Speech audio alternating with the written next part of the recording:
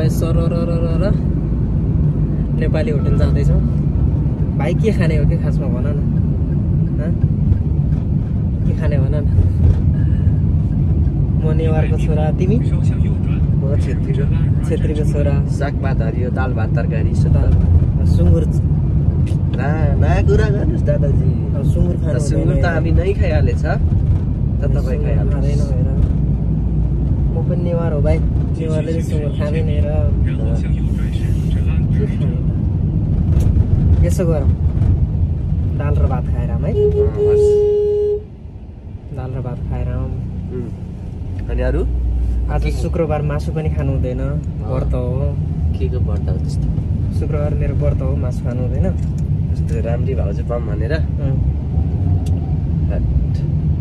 होइन हौ, यो जुनीमा बे भएन अर्को जुनीमा बे होस् भनेर के को न।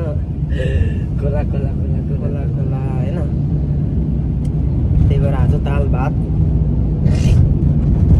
खाएर ओके थ्याङ्क यू। सुँगुरको मासु खानु हुँदैन।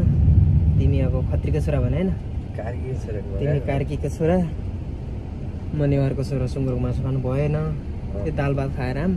मासु खाऊँ भने आज शुक्रबार मेरो व्रत हो। तिमी खाने भए खाऊ न है। हस् त्यस्तो थ्याङ्क यू। अब हामी दाजुभाइ जाँदैछौँ ट्याक्क यो ग्र्याबमा जाउँ। ग्र्याब 80 को स्पिडमा छ। सरर जाँदैछौँ दाजुभाइहरू पुग्नु लागेको छौँ। पुगेर गएर भात खान्छौँ, यो खान्छौँ, या खान्छौँ भन्नु हुन्थ्यो नि। अब के गर्नु, पैसा छैन? पैसा छ, किन नहुनु। रक्सी खान छोडिहाल्यो। अब सुँगुरको मासु खाइँदैन, दाल भात खाने हो। अब मासु खाऊँ भने आज मैले भनिसकेँ कतिचोटि भन्नु, शुक्रबार हो व्रत। त्यही दाल भात खाऊँ, चटपटे खाऊँ। अनि अब त्यसपछि अब आउनुपर्छ ल। हस्। अनि अरू के छ? केही छैन। अरू केही भन्नु छ? केही छैन मेरो त। तपाईँको केही छ भने भन्नु। म त सधैँ भनिरहेको हुन्छु नि भाइ, सधैँ भनिरहेको हुन्छु। यस्तै त हो नि, भन्नुपर्छ। विदेशको ठाउँमा काम गरिया छ, हिँडिया छ, खाइया छ। रमाउनु पर्ने उमेर र कमाउनु पर्ने उमेर एउटै भएर होला। कमाएको जति एकचोटि रहेको छैन, त्यही भएर होला। ल हामी चाहिँ अब गन्तव्यमा आइपुग्यौँ। हामी गन्तव्यमा आइपुगेछौँ। अब ट्याक्क दाल भात खाने हो। ल अहिले हामी दाल भात खाएको भिडियो हाल्छौँ।